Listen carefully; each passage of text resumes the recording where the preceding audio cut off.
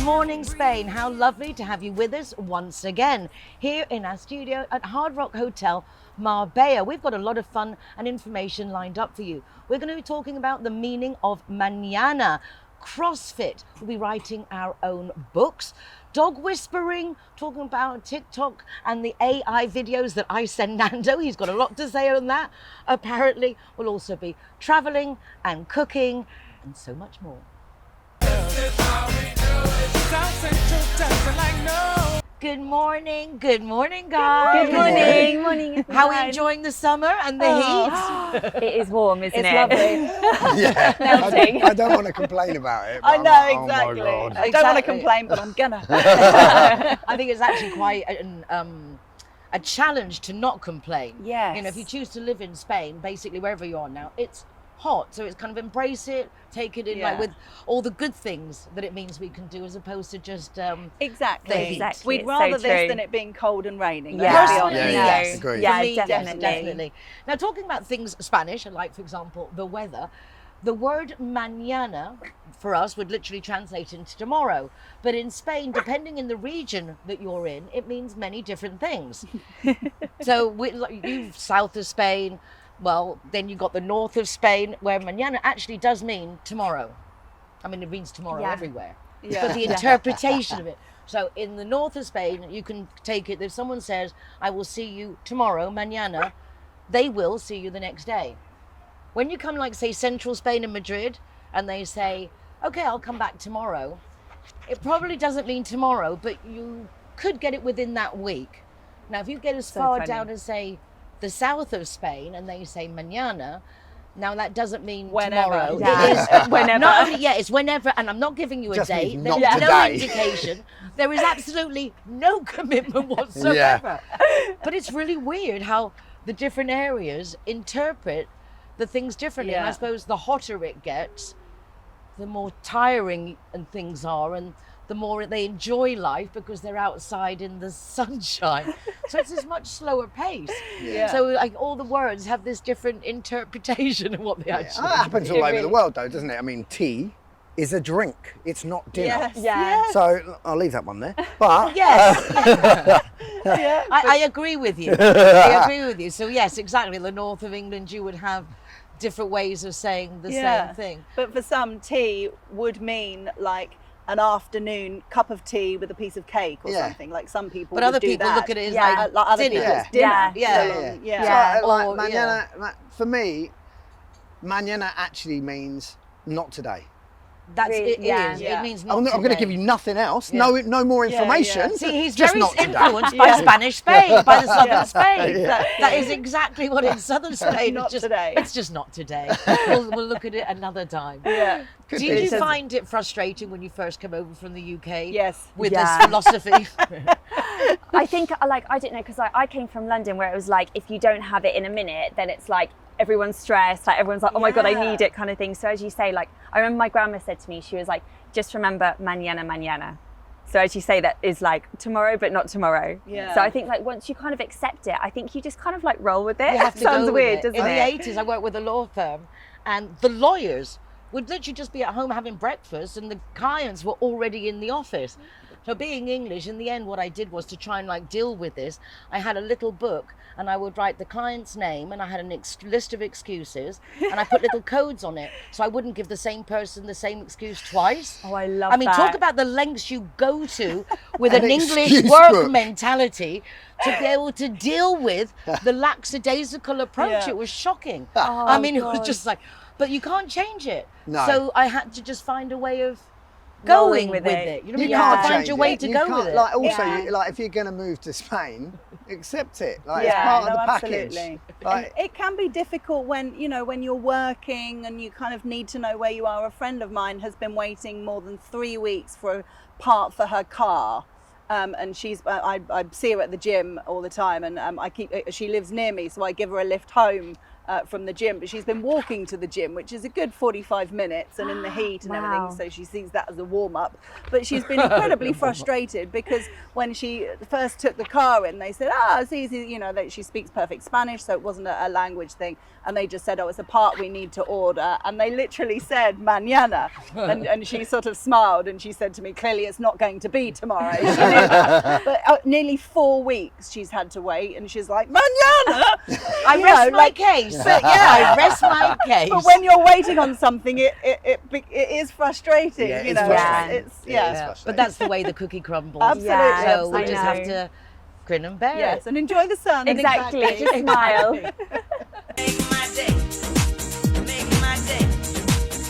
For a lot of people, when they talk about traveling to Spain, they're thinking of beaches and sunshine, but there is so much more to Spain than you could ever have imagined. The most beautiful things in the world are often invisible to the traveller in a hurry.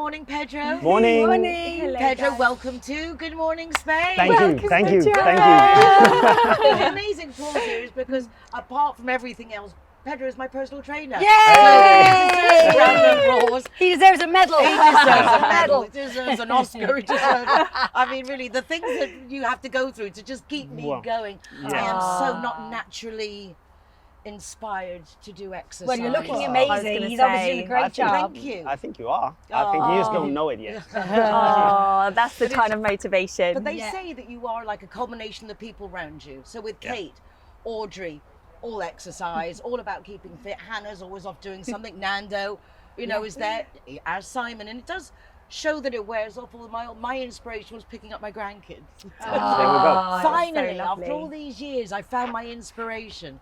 Is it easier to pick your grandchild up now? Are your arms stronger? I kind of thought there was no difference, and it's 6 months in. Yeah. But the other day I did pass my granddaughter over to my daughter, and when I had her across the table, I looked at my daughter, is everyone watching this? Is everyone watching this? I'm doing this. Because normally it's like the Tyrannosaurus Rex move. Here, take the child. So yeah, I realised that. And then leaving quiz the other night with our lovely Hannah that does her quiz, apparently people were outside talking about how good I looked, and I thought it was my new dress, but no, apparently it was, there are notable differences. I don't see them. Love that. But I'm sure it's working, and it's definitely something I've accepted we need to do. So Pedro, first of all, in that respect, well done. Thank you. was Well she- done to you. You did all the How work. was she Exactly. I behaving was in the just gym? cracking Pedro? the whip. He does these little dances. It's really cool. Like when you lose, he comes into his little dance moves.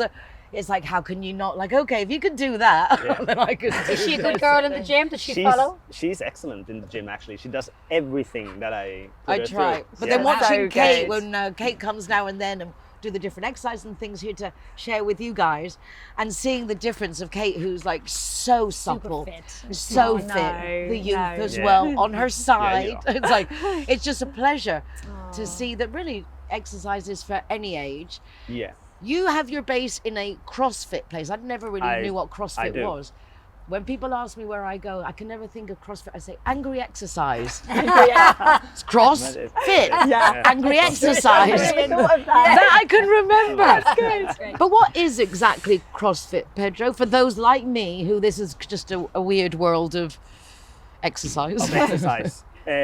CrossFit is constantly varied functional movements executed at high intensity over broad modal and time domains. That's the definition. That's a mouthful, isn't it? That's Wow. a It is a mouthful. mouthful. That is a mouthful. What does that actually mean? It means we do lots of different movements. We are not focused on training any specific muscle individually. We're trying to make more functional movement patterns. And obviously you need to start at your level. That's the most important thing. But then gradually you're gonna, once you have the mechanics in and you have the consistency in those movements in, you're gonna raise the intensity and do the movements faster or with more weights. And that's what you're doing. It's funny, so I don't like that. I suppose it's the cardio aspect, a lot of bouncing around. That one isn't. Yeah. I don't mind so much the weight. lifting. Yeah, that kind of feels like, Yeah. Do you know what Yeah. I mean? There's like Core something blimey. yeah, Yeah. There's something psychologically, and I like the dangling bits as well. Dangling. Oh, bits. yeah. Who's that- dangling bits? Pedro, meet Audrey. Hello, Audrey. Hello, Pedro. Out your dangles. Yes, exactly. But I do that bit when you like that's like kind of Yeah, relaxing like- when you're doing those dang. But I Yeah. like the pulling of Yeah. the weights. That Yeah. one, although it's hard work, but I do see the difference of say 6 months in.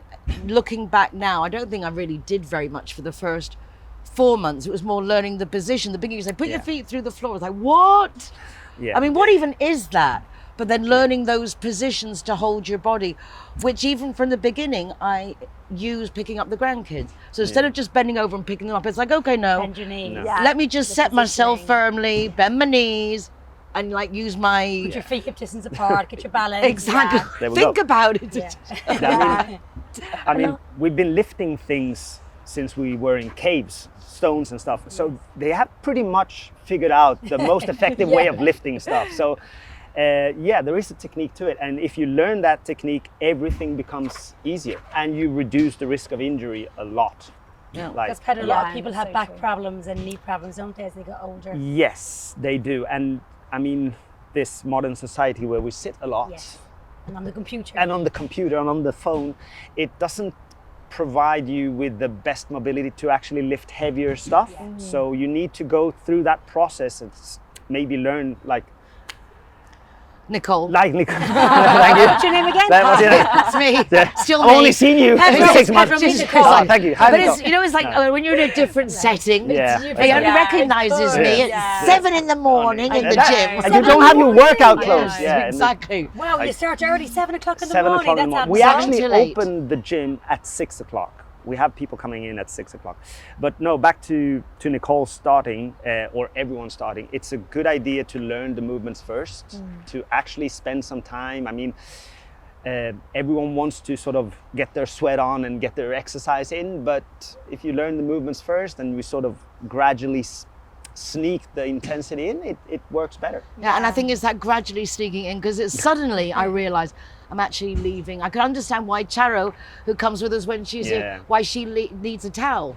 You know, it's like, why she's got this towel going on? Yeah. And now it's like, oh, I get it now. Yeah. I better take one of those. Sweat. I'm actually Sweat. sweating now. It's actually doing something. Now actually with this heat, warm-up is just standing about. Like, know, well, let's it do is, warm-up, isn't you it? stand there Just for a breathing, while. isn't it? But it is. It's I think, and also like Pedro keeps saying, you know, like once you learn the moves, you can then go to a gym. Yeah. You can just do the exercises at home because even with as you show us, you know, Audrey, you could just take a bottle of water and use that as your weights. You don't need the stuff, but I think you do need the format. I think that really, the technique and the basics of Just to get you true. going. And the posture and that you're safe, your body. Yeah, and it's not easy for some people to sort of because there are no mirrors. You know, there are no mirrors in my studio. There are no mirrors in CrossFit boxes. We're going to come back to CrossFit in a second. But so you have to sort of interiorize what posture am I having right now? Am I in the right position? And that proprioception to be able to recognize your positions is really valuable. Like, now I have a good posture, now I'm losing that posture. And to trust that, I guess, as well, isn't it? Yes, to be like, of right, course. okay, no, I'm doing this right. I know the basics, and to run with it. Another thing is funny because you're aware of your body, as you're saying, like your posture, what you're doing. So my dad always used to shoulders back and all this kind of thing. But since my having 2 cesareans, I hadn't realized until I started going to work out that I actually had blocked out this whole part of my body. Yeah. Because you have the scars and it's not as much sensation. You've got like, it's like a numb area. In your core. Completely, like it didn't exist psychologically or physically. Right. And even at the beginning when you're saying like tight, you was like, there are no muscles there. I mean, like, I couldn't even correlate, I couldn't even understand how to begin to connect. And yet, just the other day, I was doing something and he was like, and he was like, oh, you're actually got muscle going on. Like, that's amazing. I mean, the muscles were there. You just didn't realize it. Yeah, you just had to like. But I'm sure other people who've had Activate cesareans and or operations like that, or like hernia operations, if it leaves the skin that numbness, plus it's unpleasant, so you kind of just like try to forget you about it. try to forget about it, and yet it's the middle of our body. It's kind of important. And I suppose when you tighten up your core, then you change your whole posture because your spine goes more straight, your shoulders go back, so you look better in your body when your core is more strong. And when we get older, hopefully that will stop us tripping and things if we're more aware of how we walk, how we hold ourselves, I would think. Exactly. I have this saying, it's all about the core and the floor. So it's that's because the floor is what supports you. Doesn't matter what exercise you're either standing, sitting, or lying on the floor. And the second most important thing is the core, because every movement actually starts from the core and should go out through the extremities. So the floor and the core. I love the core. that. That's really nice. The floor and the core. Floor and the core. Very groovy. Isn't it? So you asked me about CrossFit before. So basically CrossFit, the definition, the mouthful of definition I gave you is basically in CrossFit they take many different disciplines. So you have weightlifting, Olympic weightlifting, you have gymnastic movements, you have powerlifting movements, which is these strongman type of movements. You have cardio, and you have what they call odd objects like kettlebells and sandbags and rope climbs, and so the beginning of CrossFit was actually a lot of military first responders that started with that type of training because they mixed everything. It looks very commando-ish. does, Yeah, doesn't With all it? the it does. different Yeah. things. Even if it looks very commando-ish, I'm going to step back and say that even if you're a complete beginner, you can actually go to a CrossFit gym and try a CrossFit class. They will probably, like where I work, they will ask you if you've never done CrossFit before to do an introductory, like 5 sessions with a trainer that's going to explain the movements and show you the different scaling options. Scaling options is when you make the movement a little bit easier. So you have your progressions and your regressions, so you can make it either harder or easier. But once you know the movements, you can actually go to any CrossFit box and go there, and as long as they scale appropriately, so you stay at your level and don't go too heavy or too fast or too complicated, it's kind of fun.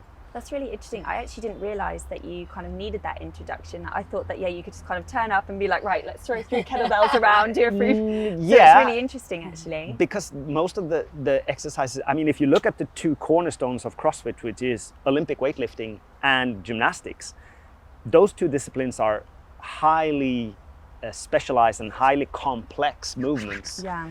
So, I mean, most people start with gymnastics when they're kids. And weightlifting, I had a weightlifting coach say, if you start weightlifting after you're 18, you should just forget about it. I mean, you will be able to lift weights, but you're not going to get anywhere. Really? So you're looking at movement patterns that are very complex, but there are still regressions to make them easier. Yeah, So you yeah. can, yeah. And I'm sure he makes it very fun for you. Oh, he Nicole. does. It is the dancing. try. He does. I try. He does. It's so fun. The dancers, he Yeah. dances. Only in the studio though. So don't ask me to do that. That's why there's no mirrors. That's what it is. That's why there's no mirrors. No cameras allowed. Well, we say that, but that's not true. Yeah. We did take the cameras in. We did. So here's a synopsis of the last, I suppose it was like a CrossFit session, because Yeah, it we was did a lots of circuit. different You things. can call it We CrossFit. threw balls against walls, Yeah. pulled elastic band things. Yeah. Oh, and the box step up. I hate those. That's hard. That is hard, That's hard. isn't it? I do I not know. like that one. Yeah, but it's very effective exercise though. Most of the exercises that you find very hard and challenging are usually the most effective ones. The ones you need Yeah. the most. They're Well, I have the to say, I got Feel. caught in the lift a few weeks ago, and it wasn't for that long, but it was terrifying. I did not like that at all. And so since, I've been walking up and down the stairs, which is kind of like the box stairs. So every time I walked up the stairs and down 3 times yesterday. I'm good. I'm good. That's very good. Yeah, but as you Great say, for the little strength by in your little. legs. Yeah. Yeah, it is. And actually, you do notice the difference, because the first week, I suppose, you get to the second floor, it's like, oh God. And now, as long as I keep myself distracted, I think about something, even the breathing in, because that's difficult. It's knowing when to breathe in and Yeah, out. Like, and Audrey, exactly. I think, giggles with me a little bit on this, because as again, surrounded by people who are healthy, it encourages you to be more healthy. But it's like, when do I breathe in? When do I breathe out? Like, shit. So that one can keep me going up 3 flights of stairs. Am I breathing in or am I breathing out? Well, As long as Pedro- you're breathing. Exactly. Yes. Just Exactly. breathe. But even that, the first few lessons, I didn't breathe. I was just holding my breath all the Yeah. time, which is Yeah. like, but it's worth it. Persist, because afterwards we can resist. And you're still here now. Yes. You're still going. Yeah, still going. So we have balls against walls and core and floor. There we go. And Audrey. I like that. Brilliant.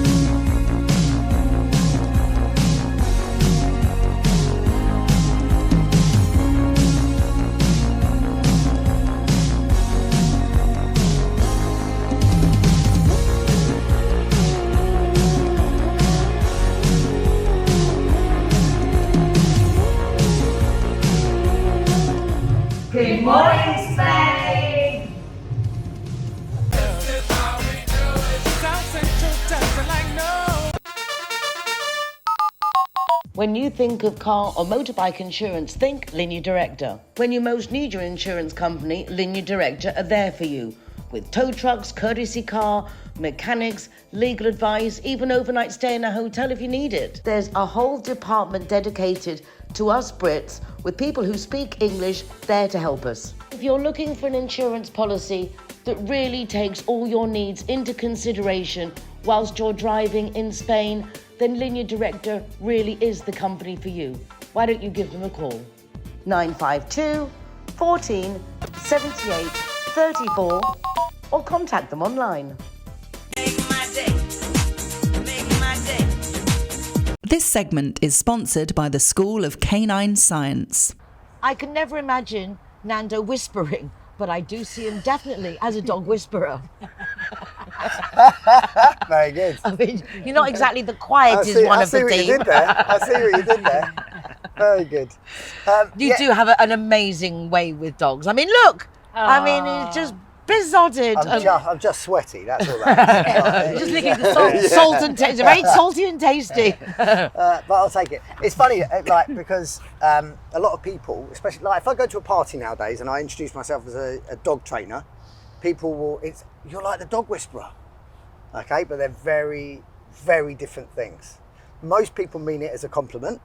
Yes, I would think so. Yeah, because the dog whisperer is renowned as one of the world's biggest dog trainers. But I think it comes from the horse whisperer. That's where it came from. Yes. You have horse whisperers. And I think from there, as a compliment, people have applied it. It's a bit like the pop psychology that Sam was talking about a few weeks ago. Yeah. We've applied it now to dog whisperers. I know who you're referring to. There is a dog whisperer. But I Yes. think when we say it, we don't necessarily think of him as the dog Okay. whisperer. Oh, that's interesting. Yes, I don't so see if you it that say in way. the industry, it refers specifically to him. I don't think as a lay person that we would interpret it that way. Okay. Yeah. So what's interesting about that is most people look at the dog whisperer, V1, V1. and right. go, his techniques are like, he's incredible. He's world famous. He's done loads, and he has done a lot for training animals. He's made people realise that you can change behaviour and help dogs that struggle in certain areas. If you speak to him specifically, he'll say, I'm not a dog trainer, I'm a dog psychologist, okay?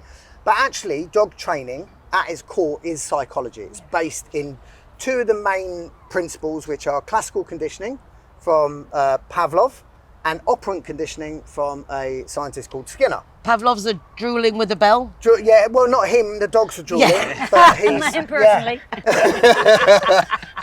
But yeah, so he's the drooling bell guy, and Skinner is the guy that put pigeons in a box and trained them to press a lever to get food reward. Okay, so one is about building an association, and the other is about consequences. If you do this, that happens, and the consequence might be good, it might be bad. When it comes to dog whisperer type techniques, what they focus on is don't do this. Like stop the dog barking, stop the dog pulling, stop the dog thing. And they dress it up in psychology, saying that the dog is trying to take charge, the dog is trying to become the leader or the alpha, da da da da. And that's based on scientific research by a man called David Meck. And this is years and years ago. But science is constantly questioning itself. We've come to this conclusion. Is it correct? And then other scientists go, is it correct? We'll retest that. We'll do this, we'll do that, da da da. And they found, the scientist himself, David Meck, came out and said, my study was poorly conducted. I studied wolves, I took captive wolves, and I threw wolves that didn't know each other into a confined space. And of course, when food came in and things like that, they competed over resources. Okay? Firstly, dogs are not wolves. Yeah. Just like we are not monkeys, all right? Like we are very closely related DNA-wise, but behavior-wise, we're very different. And so are wolves and dogs. They're completely different, okay? Secondly, what they saw in that study was a strict hierarchy. Now, you get a strict hierarchy with chickens, but you don't get a strict. You don't get a strict Called the hierarchy pecking with order. dogs. Called the pecking Oh order. my That's gosh. exactly where it comes Oh from. wow! Yeah, Look at that. That's exactly a where it comes revelation from. at this time of life. Yeah, that's exactly where that comes from. But you don't get that in dogs. You get a much more fluid dynamic, just like you do in humans. More family orientated, no? Much more family orientated, but also different contexts bring out different traits in people. So if I'm here, Nicole's the one in charge. We all kind of go, like, okay, fair enough. Look at Nicole's We face, do she's whatever delighted with herself. we do whatever she says. I'm the leader. Really? Oh, let me think. However, when we put you in his gym, It's he's now in charge. If you guys come to a dog training class, you're listening to me. Yeah. Okay? And that's how it rolls, you know? Yeah. And it's the same with dogs. Sometimes when you get when you put food into the equation, one dog will go, this is important enough for me to make a problem out of it, so leave it alone. And the others will go, fair enough. Or they won't. They'll go, I'm willing to take that on as well. Well, only in that situation. Okay, and this is where the problem comes in, is people go, the dog is trying to consistently take control of the situation. And that's not how it works. It really isn't how it works. And what happens then is people go, well, I need to become the boss, so I need to tell him what not to do. My technique is based on telling them what to do. Imagine you were training someone in the gym and they walked in, there was a barbell out, and you went, right, go on, then off you go. And they picked it up and you went, no, not like that. And then you just waited. Until they do it right. Yeah, and they do something else and you go, no, not like that. But not only did you you don't do it in the same language, because dogs don't speak English, so you go, blah, blah, blah, blah, blah. And the dog's like, okay, well, is it this? Blah, blah, blah. Oh, right, no, it's not that. And they're like, the context is so different for dogs. This is soft. Where am I going to lie down? Shall I lie down on the hard floor? Shall I lie down on this soft thing? And you're going, get off the sofa. And they're like, okay, why wouldn't I lie on the soft thing? That makes no sense. Oh, I'll pee on that because it soaks up the wee and it holds the smell. Right? For us, that's the carpet. And they're going, well, this is perfect pee substrate. Why wouldn't I do it here? This makes total sense. So for the dogs, they've got to try and work out what you want when you're not telling them what you want and you're telling them off in a foreign language. Bless them. Oh, bless them. It's so difficult. You've got to break things down and tell them what you want them to do instead. That's the key. So And that's where the training comes in, because you... It's all psychology. Call it dog psychology, call it dog training, call it behaviour modification, whatever you want. all of the same as being in the gym. Yeah. But you focus on the good stuff. So it right? sounds like you're focusing on the good stuff rather than like rewarding them for the good rather than punishing them for the bad. Yeah. So and there are things you've got to stop. You can't tolerate. You don't want to let the dog pee on the carpet. No, nobody loves that. You want to interrupt that behaviour. It just doesn't have to be scary or painful. Yes. Right. So you can interrupt that, but then the key is to go, don't do that. Do this. Right, so take them from there, take them outside, pee, and then give them a treat or something. Yeah, and that will work. Yeah. Change a negative into a positive. Or you can build the environment so they don't pee on the carpet in the first place. If you've got a puppy, put it in a confinement area so it's got enough space to have its food, its water, but it's not going to soil its own area. After 15 minutes after you fed him, take him outside. He's likely to pee. Yay, everybody's a winner. We don't have to wait for them to make the mistake. We can set it up so that they make the right choice. It's like having a 3-year-old.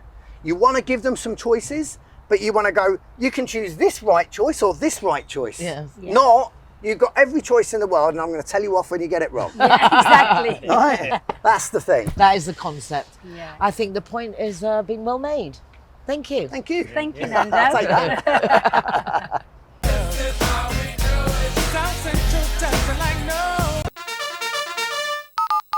Linea Directa has come up with a squatter policy for just €24 a year. You don't have to have your home insurance with them. This is a completely separate matter to protect you from squatters. For more information, call 952 147834 or their website, lineadirecta.com.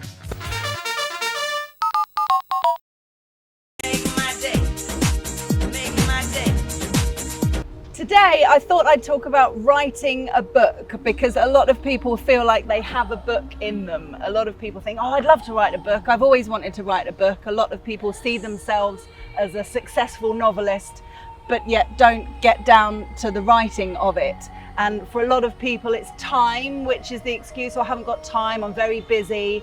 And I think that can be the excuse for a lot of things. Haven't got time to exercise, haven't got time to... And with anything we want to do in life, it's about prioritizing. If it's something you really want to do, then you make the time, you get up a bit earlier. You know, we can all find the time to do whatever leisure activities we enjoy, whether it's watching television, listening to the radio, reading a book, all these things which are all nice and lovely to do. But if we have time to do any of those things, we have time to exercise or write a book. So I just wanted to talk about that, because it sounds like a big project, which it is, and it's the idea of breaking it down. Don't sit at your computer and go, okay, I've got to write a book. Where do I start? What am I going to call it? And then start procrastinating for an hour about the title or what you're going to call the main characters. All the authors that I've interviewed over the years, the main thing that comes out is to just do it, to just write. You know, the editing process is a big deal, but that can only happen after you've written it.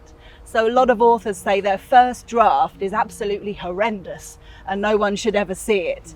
You know, you don't write a sentence and then go, do I really want to start there? Maybe I should start somewhere else. I'm not sure if I want to call her Jessica. I don't know, do I really like the name Jessica? And then, you know, you can spend far too long, just write it down, and then you go back and read it and you go, I'm not sure I like this bit. I think that bit should come before that bit. And you edit it and you change it around, and that's really normal and okay, because everybody does write differently. Some people spend a lot of time plotting and planning and have post-it notes everywhere and know what's going to happen in chapter 1, chapter 2, you know, it's all planned. Other authors don't do any planning at all and just start writing. They're called plotters or pantsers. So you're a plotter or you're a fly by the seat of your pants. That's where it comes from. So you're either a plotter or a pantser, and there's no right or wrong way. It's just finding the way that works for you. A lot of pantsers wish they were plotters because they feel that's a better way of doing it. But it's not necessarily, it's just what works for you. Some people like to plan and know exactly where they're going and have that structure in place beforehand. Others feel that takes the excitement out of writing. And as a writer, you want to go, oh, that's happened, and like let the whole thing take you by surprise. So if you're surprised and excited and interested, then the reader's more likely to be. So yeah, so my advice would just be to just do it. I have a question. Have you got a book in you? Have you written one? Interesting question. Yeah, yes and no. Yes, I always think there's something in me, but I'm not desperate to do it yet. Hence why I haven't. That's my excuse. It's not because I haven't got the time or haven't found the time. It's because I've always got lots of ideas, and it's not a kind of not the moment. Yeah, exactly. It's not the right time. But sometime in the future, possibly. Yeah, for sure. I think I will, definitely. Yeah. You've written a book, haven't you, Nanda? I've written a couple of books, yeah. But they're not novels. I haven't got a novel in me, definitely not. Yet, I've written maybe. How to Train Your Dog and How to Train Your Cat, funnily enough. Oh, wow. Yeah. Oh, interesting. He's so versatile. Yeah. Oh, that's cool. I didn't know you did that about the cat. Yeah, need long, to speak long about time that. But it's funny, again, obviously you've had these ideas, and it's like you've like, okay, I'm going to do this. Because it really is, as you're saying, Hannah, it's just doing it. Yeah. Like I've got a few chapters written and saved in places, nothing to do with each other. Yeah. But I've had the odd moment. But I do sometimes think, but it's that, even when I write my column or whatever, it's that just that question of setting aside, like Stephen King said, he puts a certain amount a day, and you sit there at that time and you write something. Absolutely. You keep that consistency Make an up. appointment with yourself just to write Exactly. an hour a day. It is, but you're sitting there and Exactly. doing it. Yeah. And everybody has different times of the day. I often say to authors, you know, do you have a specific time of day? There's a lot of parents who I interview, a lot of mothers, and their best time for them is when the kids are at school. You know, that's if they haven't got a full-time job themselves. Yeah. You know, and some people literally get up in the night and they'll write between 3 and 5 a.m. and you kind of go, what? Wow. How do you do that? But The as I say, if peacefulness. it's something you want to do, I'll never forget this woman a few years ago was married, and she made a point of saying that she did all the cooking and cleaning. She had 4 children and she had a full-time job. Wow. And she was churning out 2 best-selling novels Oh a year. my days. That's And determination. I was like, how? Yeah.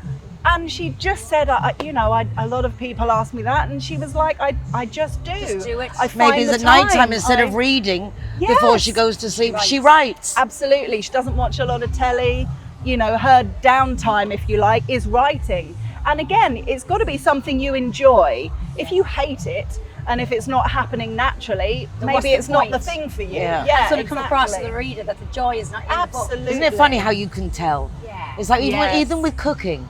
I remember when the kids were tiny, if you just slop together a meal or whatever, Yes. the comments are very different than when you actually put put love that in it. love in it. Absolutely. You Because can you can feel taste the it. love, yeah. The Yeah. energy, it's really weird, Yeah.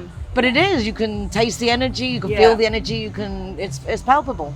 And an interesting thing to say after Nando about your books and everything, there will be people who don't feel that they have a novel in them, but they are a specialist in a particular subject, or they are passionate about a particular subject, whether it's animals, whether it's science, whether it's fitness, whether it's hairdressing. It doesn't matter what it is. You might find that you have enough knowledge or even interest or passion in a particular subject that you could put together a guide for like something. in your own niche. Or exactly, Yeah. or a non-fiction book, and they obviously can be extremely popular. There's lots of people that want to get books on training. Yeah, there is. There's lots of people who get books on Hairdressing. science and Positive hairdressing thinking, and everything, positive actually. thinking. I mean, literally any subject going. So you don't have to be an expert in it, but I think you need a bit of knowledge and a bit of passion, because obviously a lot of research can be done by reading other books or looking online or with AI. Yes. Come on, I wasn't going to say anything. And Hannah, just a question, I suppose, if let's say you write a book, you can also delegate the job of editing and all, so someone can help You you can with get that. Oh, help. absolutely. There are professional editors for sure. Once you So have the can main get- content, Yeah. somebody can tweak it. for you. Definitely. Definitely worth considering if you feel you have it in you. Yeah. Try and get it out of you. Like, get on paper. Absolutely. That's the main advice. There's so many Or on different ways paper, of or doing on- it. Yeah, On computer. Kindle or Yeah, whatever yeah, it is yeah. that you're doing. Yeah, it the now. main thing is just get it out of you, get it down. And then all the other stuff, the title. So often when I interview people and I ask them about the title, because I always find titles interesting, so often they say, that was such a last minute thing. Like sometimes it can happen months after you've actually written the book, and it's a discussion between you and the editor and the publisher, and different names can get bandied about. Sometimes it can be a really contentious issue, and it's not always obvious what the title's going to be. Or you think, I'm going to call it The Beach, and you're like, yeah, because it's a novel about this couple falling in love at the beach. It has to be called The Beach. And then your editor will go, there's been a few books called The Beach that have come out before. Maybe you should be a little bit more imaginative. And they'll come up with a different idea, and you go, oh, yeah, I quite like that. And then so they translate it into another language, and, Yes. and Greece becomes Vaseline. And all those years coming up with the title means nothing. Absolutely. Awesome, Hannah. Thank you. No problem. I was thinking maybe next week, following up from this, we could talk about how to get published once you've written that book. There you go. Let's do it. There What you go. And happens if you've got a then? book written by next week, we're ready to go. Get right. No sleep. Let us know. Let us know. Today, Monday, the 14th of July, is the last day of the San Fermines, one of the most iconic Spanish cultural events that go on every single year, and most famously known for the running of the bulls.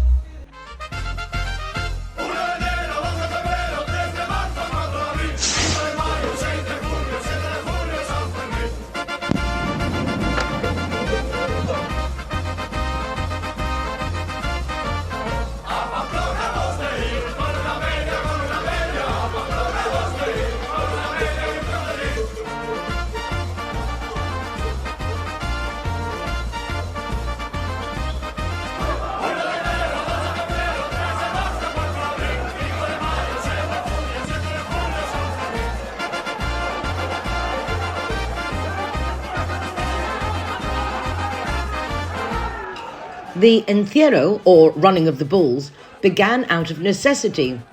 Bulls had to be herded from the outskirts of town into the city's bullring.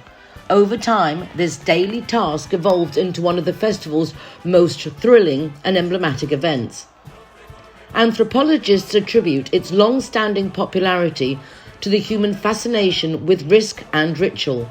And thanks to Ernest Hemingway, who immortalised the festival in The Sun Also Rises back in 1926, San Fermin became a global cultural reference point.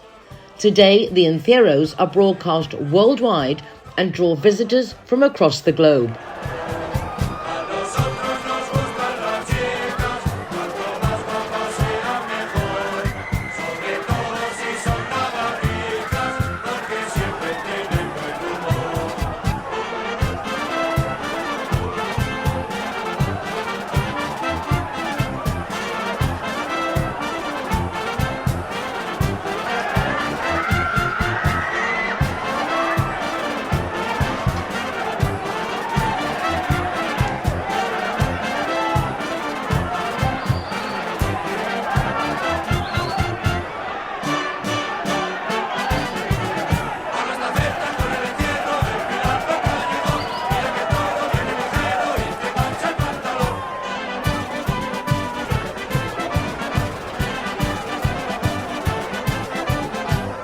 One of the most iconic symbols of San Fermin is the pañuelo rojo, the red neckerchief. According to tradition, it should only be worn while the festival is in progress. Before the opening rocket, the chupinazo, on the 6th of July, festival goers carry the scarf on their wrist, in a pocket, or by hand. However, the moment the festival begins, the scarf is tied proudly around the neck, transforming the crowd into a sea of red and white.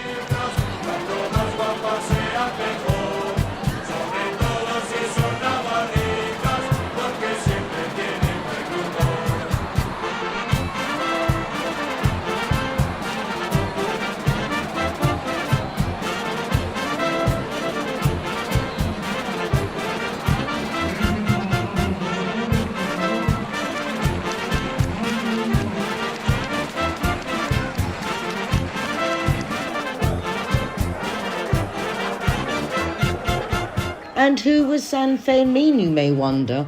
Well, he was a 3rd century Christian missionary born in Pamplona, the ancient name for modern-day Pamplona.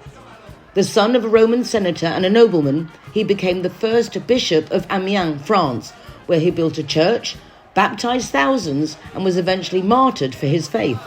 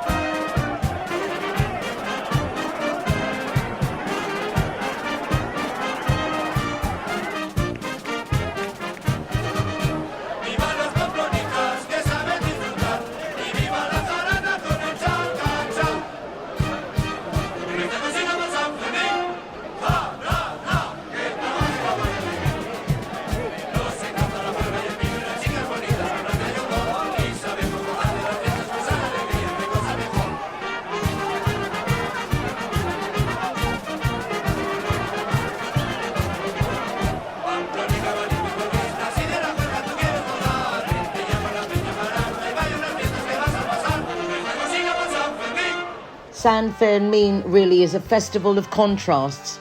Although the religious roots of the festival are still honoured, especially during the July 7th processions, the modern-day San Fermin celebration is largely secular. It has grown into a week of parades, concerts, fireworks, food and non-stop revelry. It's a rare blend of devotion and debauchery, tradition and transformation, sacred ceremony and street-level spontaneity.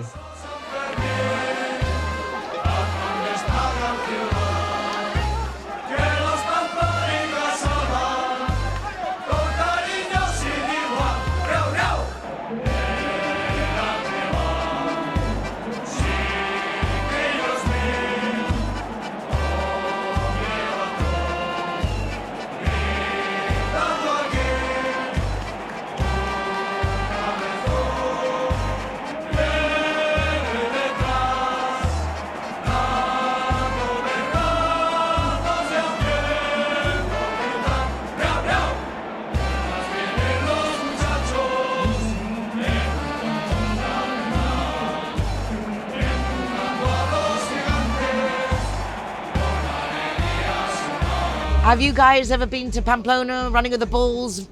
I've never been to the Pamplona one. But you've run with bulls. I have run with bulls, yeah. Long before I was into animal training. Yeah. Really? Yeah. So you were quite young then? It was like in my early 20s, did one of the runs. Like from a human perspective, really exciting, really adrenaline full. From an animal welfare perspective, absolutely. Can't believe you did it now, can you? Back in just a disgrace. Seems very cruel, very cruel on But the it animals. is. Well, Like, I mean, I think anything pushing animals to do, but it is, okay, it's running. I think in the running of the bulls, it's more the people getting hurt than the bulls. It's not like they're stabbing them no, like in there's the bullfighting. Well, no, a lot of them die. A lot of them die out of complete exhaustion. It's just and fear. exhaustion and heat and Because fear. you've got to remember, it's not just running, it's thousands of people screaming at you as you're running, not knowing what the hell is going on. And every bull's an individual. So some of them will love it. Some of them bulls will be in there like, excited. I'm going to nail you. And some of them are running for their lives. Traumatized. Yeah, they're Yeah, traumatized. massively traumatized. It's amazing how many festivals we include animals with, and we just don't, or we didn't, I think every year more, know that we take it into consideration, the animal well-being. But it's very difficult when you see the thousands of people that are into it. It's very difficult to change those customs. It's like the problem for me is that there's no choice. Like, so we both train Brazilian Jiu-Jitsu, okay? We choose to go to a gym. We choose to wrestle with another man and choke him out or be choked out. But if I forced you to go, you'd feel uncomfortable. Yeah. If I didn't tell you were going to go and then threw you in there and then be men horrific. started choking Too you. shocking. Yeah. Shocking, isn't it? It is like, if you think about it from that perspective, it's like, Yeah. I understand it as well because I did it when I was younger. I'm not going to lie, I loved it. It was such an experience. I was there with my friends, I was adrenaline fuel, like it was a real manly thing to do, like rah. And now I'm just like, oh man. Yeah. Like, What do you think? Let us know.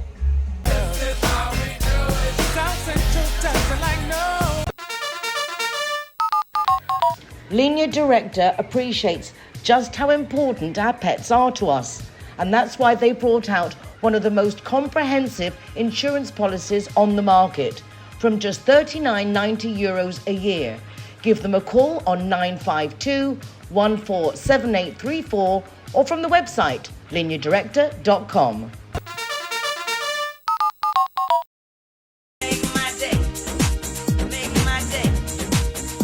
Nando and I have such different takes on AI normally. Last week we kind of agreed, but we don't normally have the same take. And when I see a TikTok that I find interesting, I send it to Nando. And so when he said that this week he wants to talk about TikToks and like AI, and it was like, okay, you're coming for me, but I'm ready. Go for it. What did I send you that was like, what are you thinking?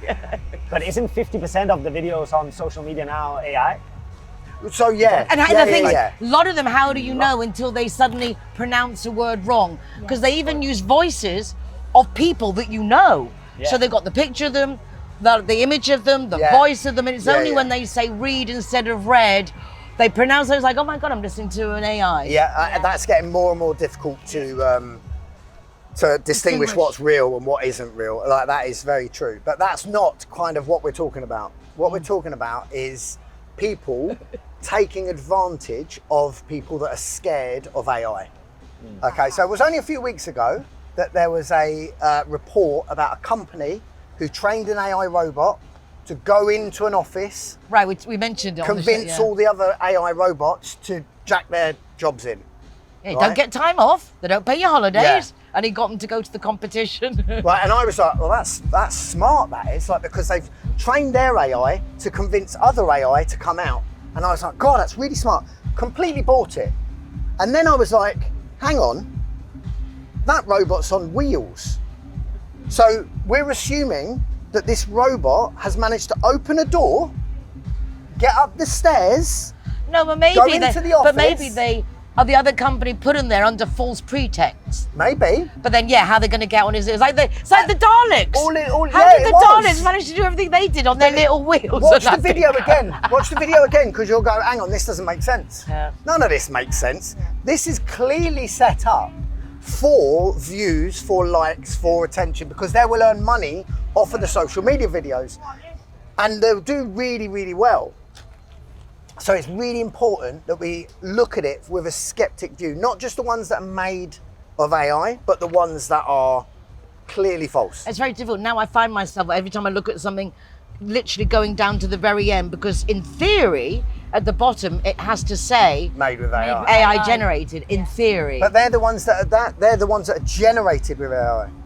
This video where the robot went in and that was not generated with AI. That was a setup. Somebody has put robots, like you don't see the right, robots so it's leaving actual the office. setup, It's okay. a whole setup.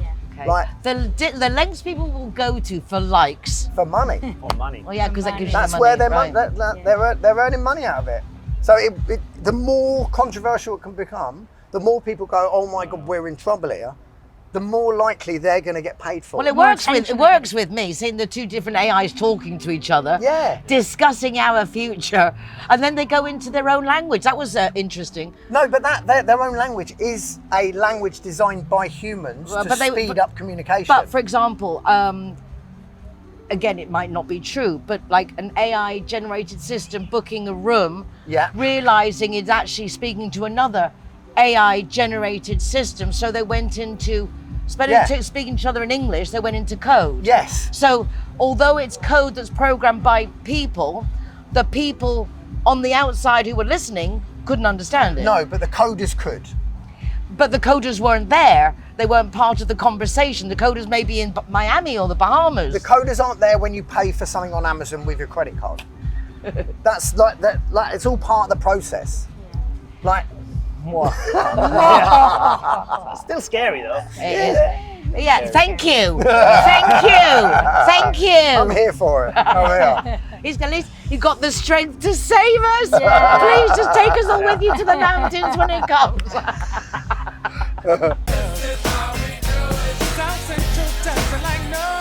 We hope you found the program informative and fun.